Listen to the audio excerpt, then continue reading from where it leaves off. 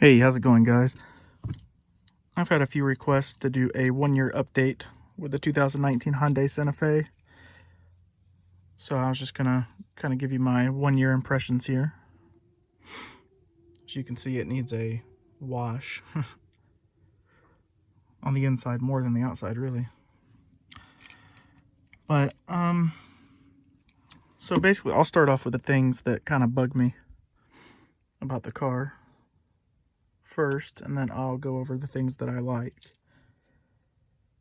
And there's a couple things that are, I guess you could, they're kind of bad. So, all right.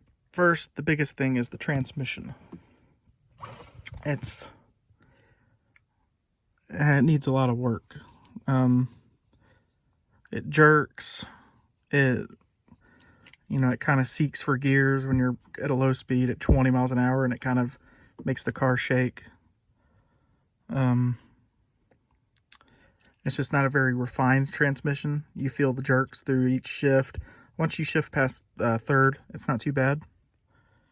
But, first through third, it's really jerky all the time. Another thing is the AC still has a kind of a dirty sock smell, but only sometimes, and they can't recreate it. It's a big thing. So the steering wheels, that's just from like hand sanitizer and my wife's makeup and stuff. Yeah, as you can see, it's definitely not as clean as the day I got it. Another thing, I don't know when this happened or how it happened, but when I'm sitting here, I'm about a little over 6 foot. I can't see out the mirror anymore without kind of looking down, moving my neck down so I can see this right here.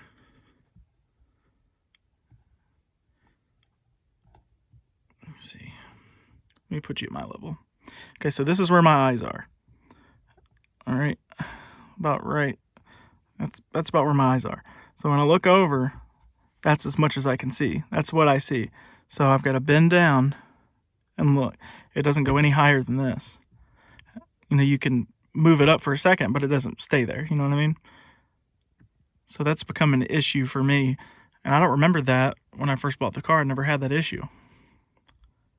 So I don't know what could have happened. Maybe my posture's getting better. I don't know. But I feel like that should definitely go higher. It just seems like it's not going very high. Anyway, so that's another thing. The other thing is it's got a pretty noisy engine, especially when it's cold and you're driving up the road. It sounds like you're in an older car. It just doesn't sound like you're in like a brand new 2019 car. It just kind of sounds kind of rough, you know what I mean? This right here, the auto stop and go, is really annoying. It never knows when it wants. It doesn't do it at the right times. It doesn't work good. So I always have to shut that off each time I come in the car. The auto brights for the headlights, it seems like they never want to work either when they want to work, when they're supposed to. Sorry, I've been sick. It seems like they never want to work when they're supposed to. I had a Toyota Corolla that had the auto brights, and when you were driving, you'd be like, man, I could use my brights right now, and they would cut on. It's like they knew, they worked really good. They cut on when they were supposed to, and they turned off when they're supposed to cut off. And these, you can be on a completely dark road and they won't cut on, or they'll cut on and then cut off, cut on, cut off, and like the glares from street signs will even make them cut off. They're just not very, I guess, like adaptive. They don't know. They can't tell what a headlight is and what a street light is or a reflection. They just don't work very good. So I'm not even able to use that. So that's about it for the things that I don't like, except something else I'll get to at the end when I go out of the car. What I do like is the this here, the lane keep assist, that actually works really well. It keeps you in your lane. And the radar cruise control, that works really good. And for the price I paid for this car, it is very roomy, especially when you go and sit in like a RAV4 or a CRV that's $1,000 or $2,000 more. This is a much bigger car. This is the base trim level, so you get the standard key. You don't have the push button start or the keyless entry, like the true keyless entry. You don't have that, so which I kind of wish I would have sprung for the model above this and got that, but that's all right. Other than that, it's I don't regret my purchase. I guess I would say I'm kind of on the fence about it. I was choosing between this and a CRV, and I kind of wish I would have bought the CRV, but at the same time, the CRV didn't have things that this has, and it didn't have as much room. You know, I don't know.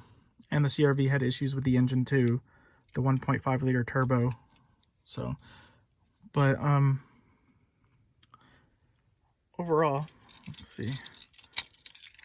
I'm pretty happy with it. I've posted some videos. You've seen the 0 to 60. I did my 6-month update. Most things from the 6-month update, you know, that's carried over. Especially the smell from the AC, all that stuff. But my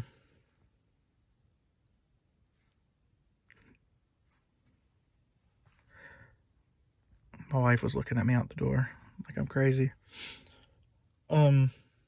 Yeah, the transmission especially, that's becoming an issue. I mean, it still works, but it's just becoming very annoying. And I feel like, you know, that shouldn't be an issue on a brand new car. But so I've got 15,000 miles, and I'm a little over 11 months in. Probably at the end of this month, I'll be at a year. See the miles per gallon. And one thing I do like is it shows which tire. You know, when the cold weather started, we had a low tire, and we knew which ones to air up. So that was handy. Let's see, I'm trying to find the miles per gallon. I think that's on the next. Yeah, okay. Yeah, so my average around town is 25. I hardly do any highway driving during the year. I do a lot of toward the end of the year, like at winter time, I'm doing a lot of highway driving. But the 25, that's all city. So it's not too bad. And this is the 2.4 liter. So yeah, but at the end of the year, towards Christmas, we drive probably a little over 1,000 miles one way and 1,000 miles back, and then even more. You know, we go other places out to see my wife's dad, and then up to New York, and then so we drive around. We do a lot of driving towards the end of the year, and that's actually nice because of this cruise control.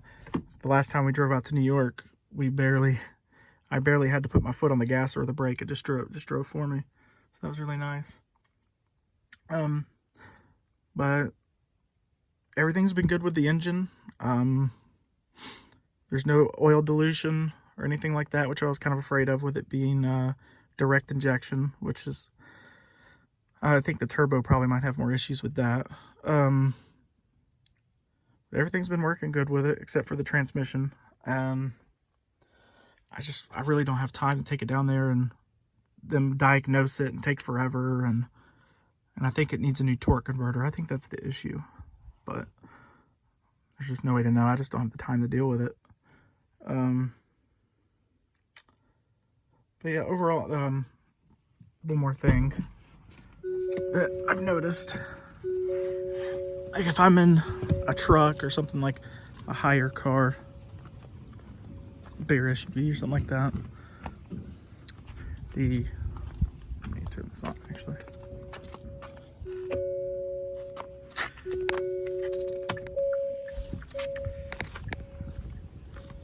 The turn signal is very low.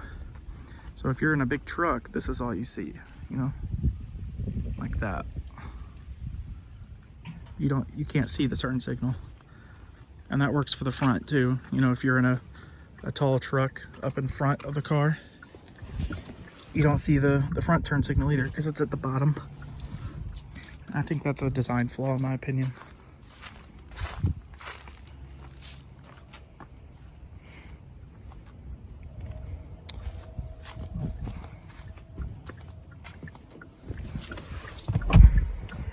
But overall, I'd say for the money I paid, I'm not sure I could have done any better, because most new cars aren't getting, you know, they're not any better. They all have a lot of problems. They're not made like they used to be. So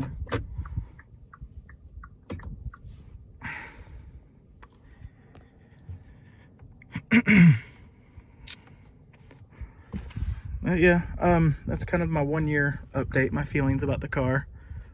I like it, but I don't. I think once I get to a point where I owe less than it's worth, I'll sell it or trade it in or something. But the value for this car plummeted pretty quick, being a Hyundai. So I don't think I would buy another Hyundai if I had the, like, next time. But, you know, you get what you pay for. This was, you know, $2,000 less than a RAV4, and it's bigger, you know, so you got to expect for it to not be perfect, I guess. Another thing that my Corolla had that I really miss is the automatic climate control. You could set it to like 70 degrees and it would just kind of keep that temperature. I can never find, you know, a good position to keep it comfortable. It's just very difficult in this car. And that's just really any car with this design, and that's just because I chose the cheapest one instead of spending another $1,500 or $2,000 for the SEL. But that's okay. Like I said, I'll probably end up trading this in within I think I could probably sell it in 2 years maybe and owe less than it's worth. So I'll probably end up doing that, and I'll keep updating you guys about everything with it about every 6 months or so. And if there's anything else you want to see, just let me know. And sorry if I'm like out of breath or sound funny. I think I had the flu, so I would have had this up sooner because I had been thinking about doing it, and I got the request. So, but all right.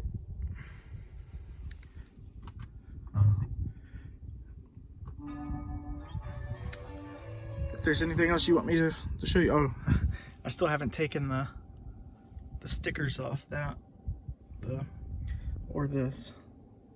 I'm just weird like that. I try to keep that on as long as I can. So, okay, all right. You guys take care. Bye.